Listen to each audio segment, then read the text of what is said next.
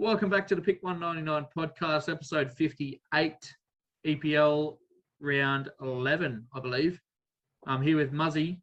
Hey. Stako. What's up? And Coxie D down the bottom. Hey, boys. What's going on? Are we ready to go?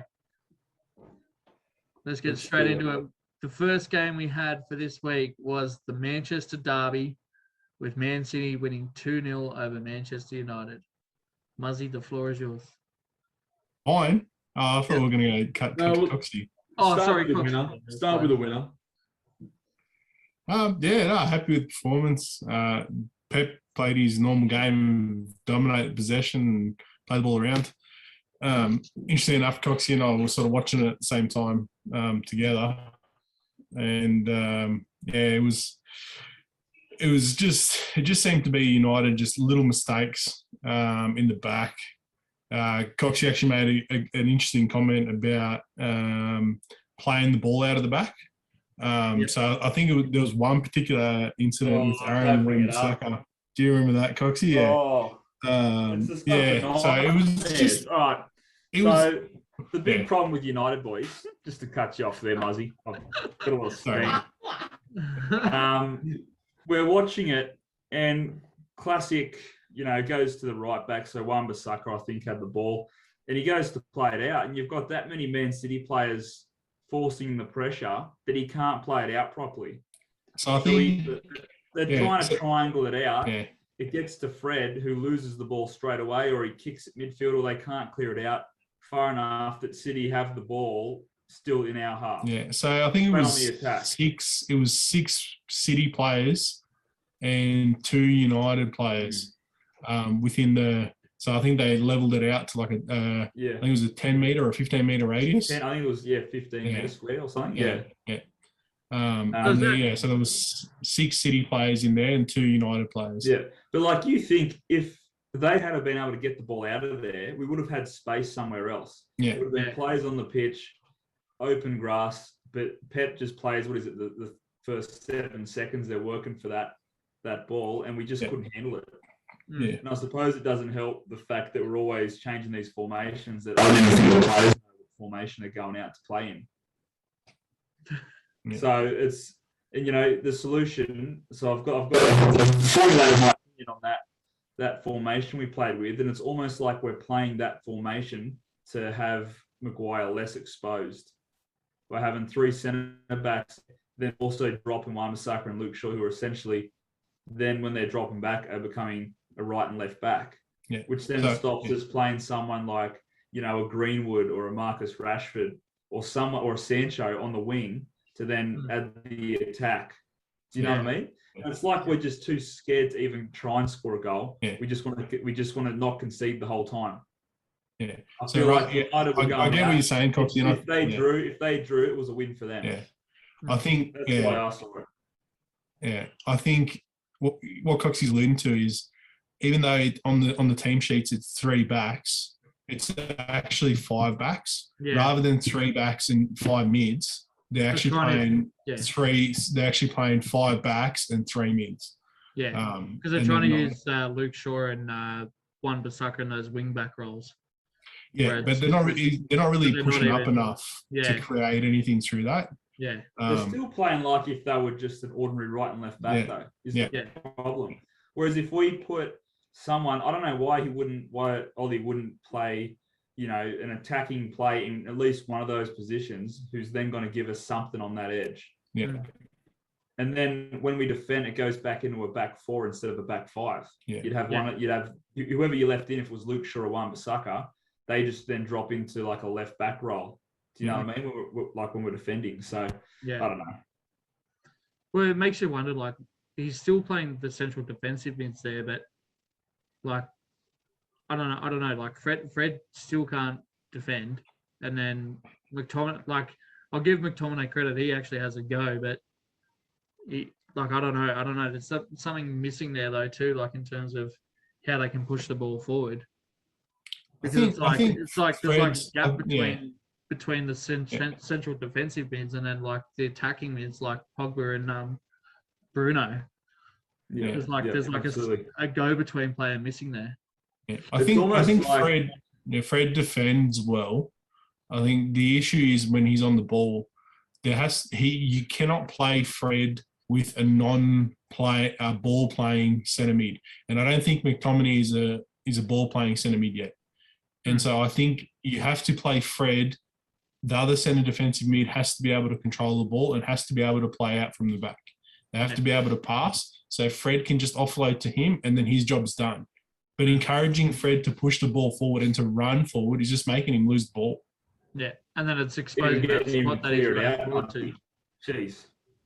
What was that, Coxie? Even just getting him to clear the ball out, he's losing it or play past.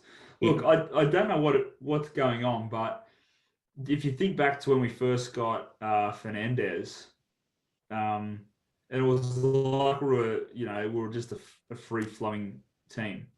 Like we weren't afraid to attack. We came up the ladder quite a bit. I think we finished second last year. And it was great. And I thought that sort of form is going to translate across. And then we get Ronaldo, and I thought it was, and Varane and Sancho, and I thought it was going to get even better. And it's almost like now we're just relying on individuals instead of working as a team in a way. Do you think I was just going to say, do you think that the pressure that's been on Ollie Solskjaer is like now affecting how he wants to play football with the team? Like, is he now just going, we have to defend everything? And it doesn't matter if we don't score, as long as they don't score, I'll be all right.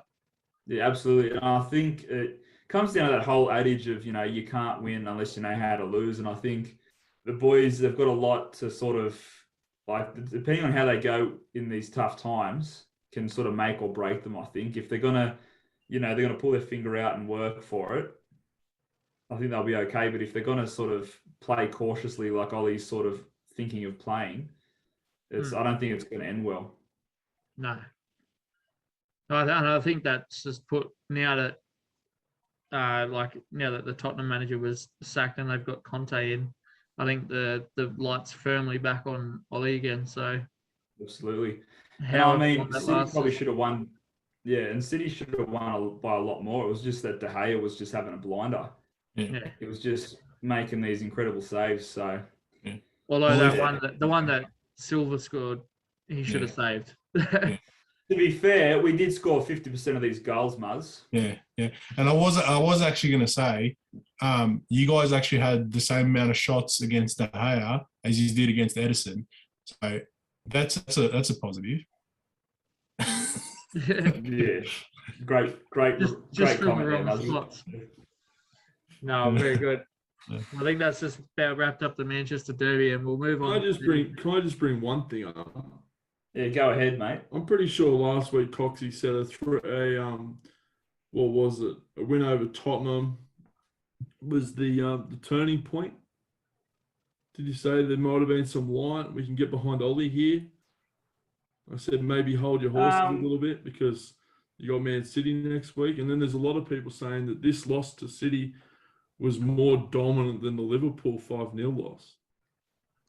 Yeah, well, Liverpool aren't a dominant side is the thing, so I would probably agree with that. Just answer the question, Coxie. I mean, considering we scored half the goals to Snakeo in this game, so I would say the City win was more dominant. But also like 5-0 win.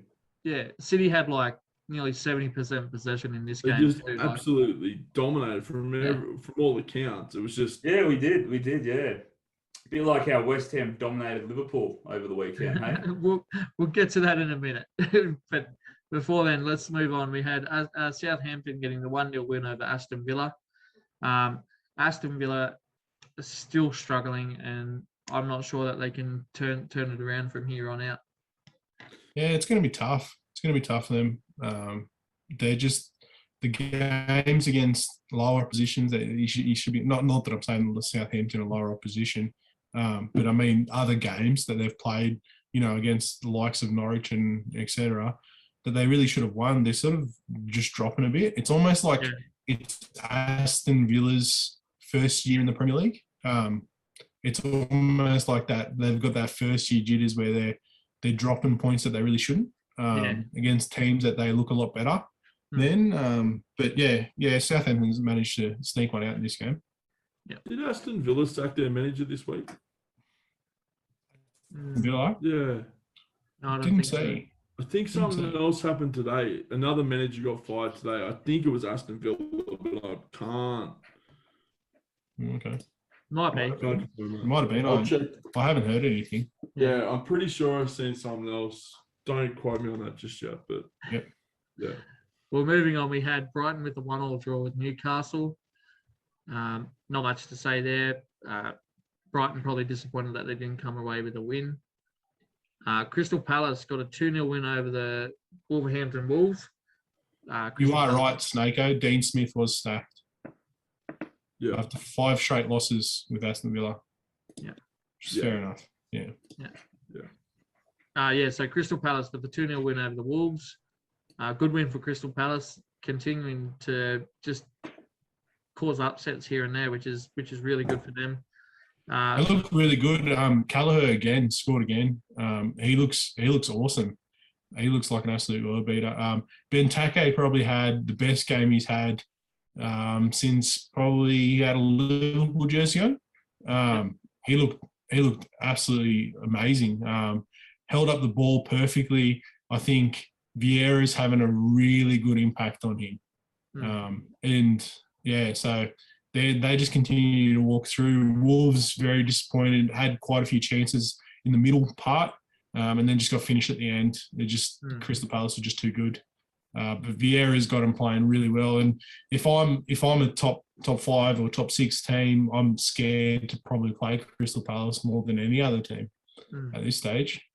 They look like they're full of all sorts of confidence, and the attacking football that they're playing is it's almost like a complete contrast to the United style, where they want to go all out attack, but it seems to force the players, because they feel that freedom. They feel like they have to come back and defend. So it works really well. So yeah, very interesting. Very good. Moving on, we had Chelsea with a 1-1 draw against Burnley. Disappointing for us, like in terms of this is again us dropping points against teams that we should probably beat, considering how good how stacked our team is. Good result for Burnley in terms of that they're keeping a top side to a draw. So disappointing for us in terms of not being able to score more, not play better. But anyway, Norwich got the 2-1 win over Brentford.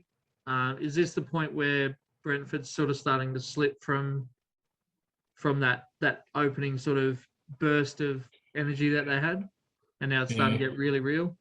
I think they started the season so strong. They're that high of, it's the first time they've been in the Premier League for years and years and years, and they're riding on that high.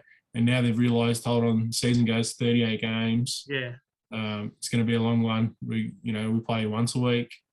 It's going to take a long time, and I think it's slowly just starting to creep back. And it's a pretty disappointing loss when you lose to Norwich, obviously.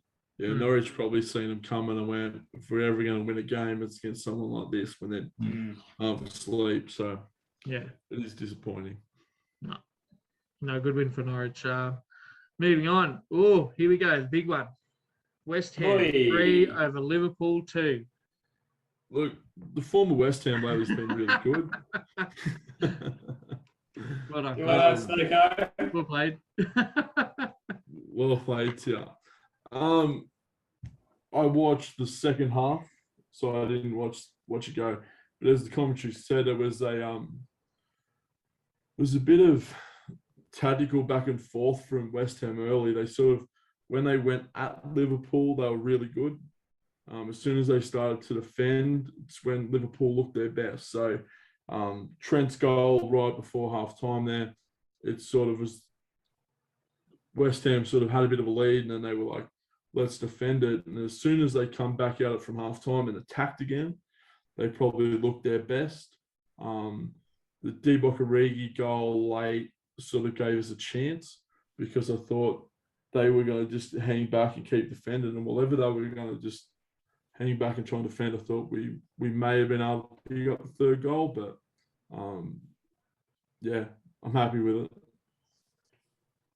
I'm happy with it in terms of like West Ham were easily the better side, and It's our first loss since like July. I think 26 games undefeated in all tournaments. So it's not the worst result. We had to have a loss eventually. West Ham, like you said, did look way better the whole game. Yeah. And it's the West Ham that we sort of thought would be in that top 4 position too. So it's good to see them sort of kick back up and like put their standards back to where they should be. So West Ham's currently coming third now. Yeah, they jumped Liverpool off that. They jumped Liverpool. The table looks really interesting now. We've had a really big shuffle of the top teams. That top 6 is sort of, it just seems to look closer and closer every week. And it just seems to just be positions shuffling around. I mean, we've got like Arsenal now, who are, I think, 2 points behind Liverpool. That top 6 is really all over the place at the moment. Yeah. Good thing it's only a 3-horse race, though. I still think it is. Yeah. Just change West Ham. My comment was, Coxie, I think my comment was that one of those 3 teams will definitely win. Yeah, you can't convince me that they won't. One of those 3 teams will win. And it's probably not going to be Liverpool, I don't think, after that result. Just had to be one of the 3, mate. Holy dooly. Well, very good. We'll move on just to save Snake some pain. And we had Arsenal getting the 1-0 win over Watford. Oh, it was David Moyes' 1,000th win too, I think. Yeah. Yep. So that's a great achievement. Yeah. Arsenal getting that 1-0 win over Watford. I think the thing that's happened here, that little bit of those couple of wins that Arsenal got on the trot and it took that pressure off Arteta. And then once that pressure was then put on Solskjaer and was it Nuno, the Tottenham manager? Mm. So once that pressure, I think it's now allowed Arsenal to sort of play like a better football. So yeah, they've really crept in under the radar. And even though this is a 1-0 result, they were actually quite dominant in this. And Odegaard had a goal taken away from him because Aubameyang decided to stick his foot out. It was going in anyway. But yeah, like Arsenal looked a lot more dominant than what this scoreline gives them. And they're really starting to turn the corner. And it's really good for the Arsenal fan bases. They're quite a young team. And to see them back up competitive, as I said, they're only 2 points away from Liverpool. It's a really, really good standard for them. So it'll be very interesting towards the end. And Smith Rowe, I think since they've turned it on, he's probably been the most beneficiary from them. Because he's just looked absolutely like a world beater. And he's just and he's still a rookie too, isn't he? Like he's still quite young. Yeah. So for a youngster to sort of come through like that is really good for Arsenal. Yeah. Very good. Moving on, we had Everton with a 0-0 draw with Tottenham. Tottenham not conceding for a change. Good result for Conte. Yeah. Good way for that's pretty much a win in their books, isn't it? Yeah, especially against a high-flying Everton team. They did well to hold them out. But, 0-0 draw, I think both teams will sort of walk away and come back. Snakeo's best mate had an absolute howler again. Mr. Kane. Mr. Kane, yeah. I'm sick of ragging on the bloke, but he's shit. No, you're not, mate. You love it. You're not sick of it. You love it. Yeah, I do.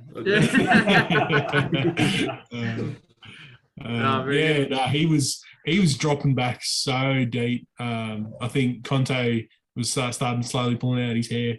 But yeah, he's got a big task ahead of him, and I won't be surprised if they lose a couple more games towards the end of the year, so he can try and prep them for next year. I think is the plan. Yeah. The issue is when he drops back that deep, is I could outrun him, so like he can't get forward. He's as slow as him.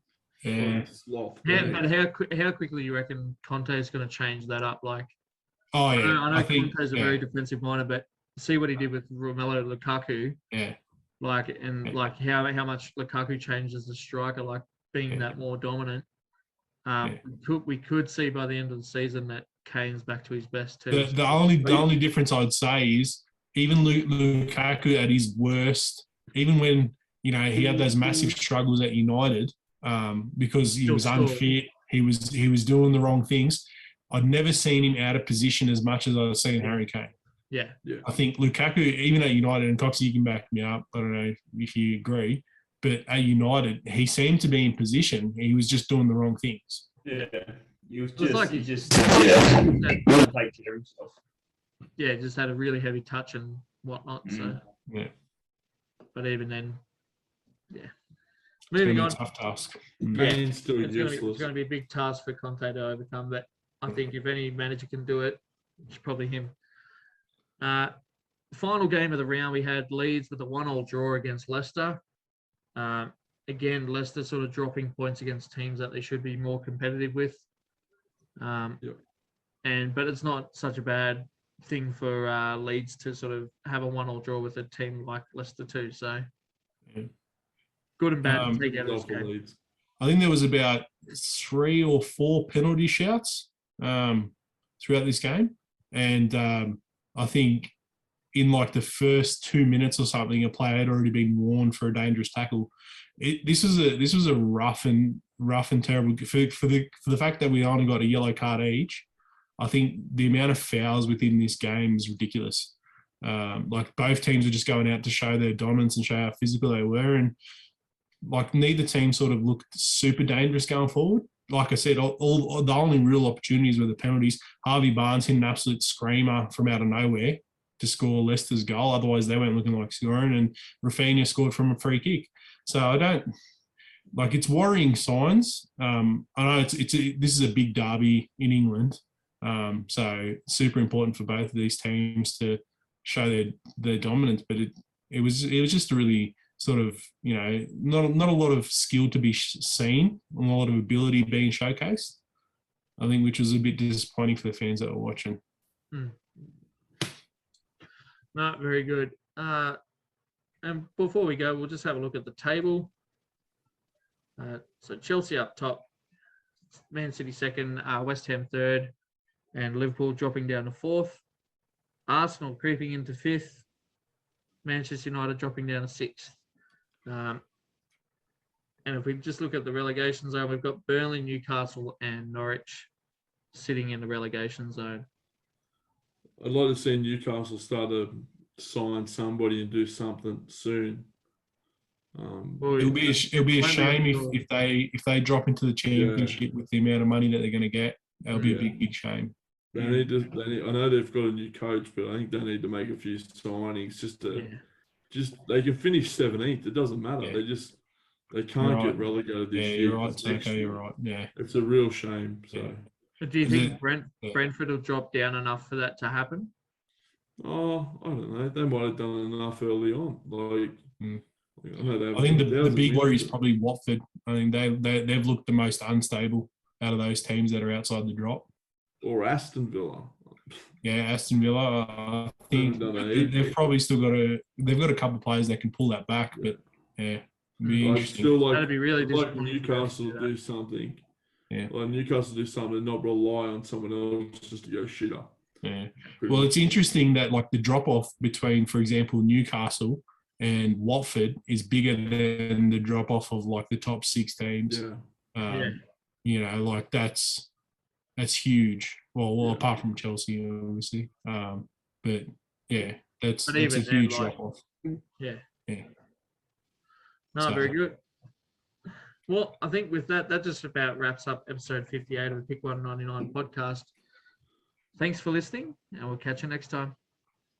Thanks. See ya. See you.